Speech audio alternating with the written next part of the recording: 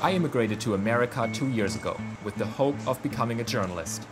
Starting in Washington, D.C., I'm setting out to travel this country and speak to as many immigrants as I can. Good morning. Yes, sir. This 2-week trip will take me to Chicago, San Francisco, Kansas, Kentucky, South Carolina and Florida. For my first stop, I have decided to go where many newcomers embark on their journey into America.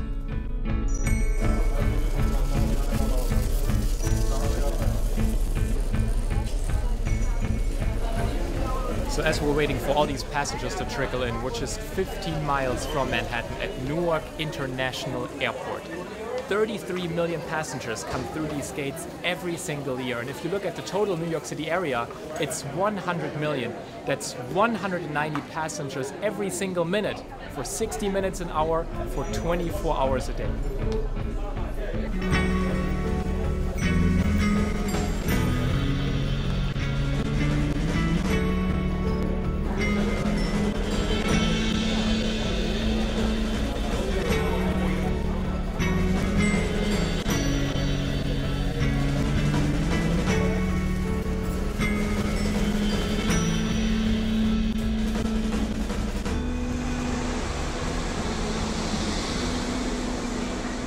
So now, as we know where they land, we have to find out where do they live, where do they move, and do they get in touch? Well, we're going to drive into Queens to find out.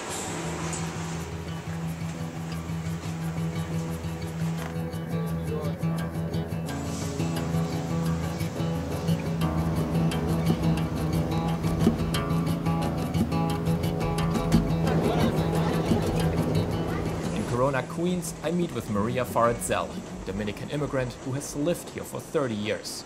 An assistant principal at one of the local public schools, I want to know what her challenges are.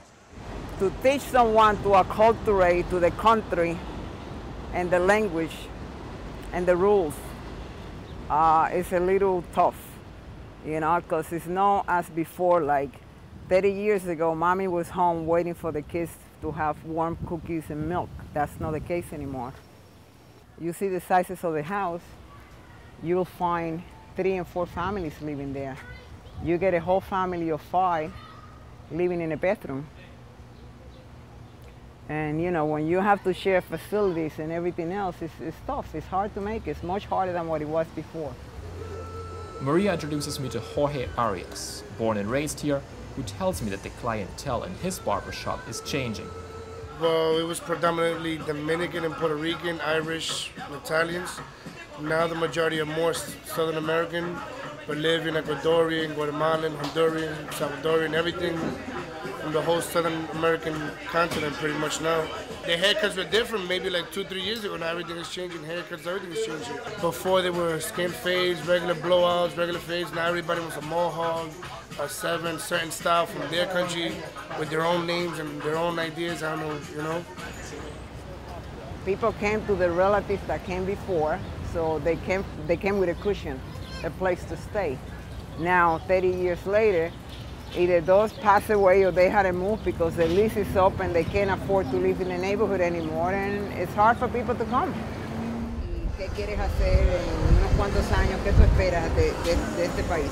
Okay, espero algo mejor, algo más mejor para los migrantes que somos nosotros y un mejor trabajo. Okay, she's hoping for something better for someone like her, that she's an immigrant, and for a better job. All right, so here we are in the middle of Queens, one of the most diverse counties in the United States. If you go down Roosevelt Avenue, this is where Corona is. Mostly Hispanic people. If you go down this end on Roosevelt Avenue, you have mostly the South Asians in Jackson Heights. If you look behind these buildings and you walk down Queens Broadway, you get to Elmhurst. We have mostly East Asians. 110 nations are represented in this small area by itself. That's 138 languages spoken.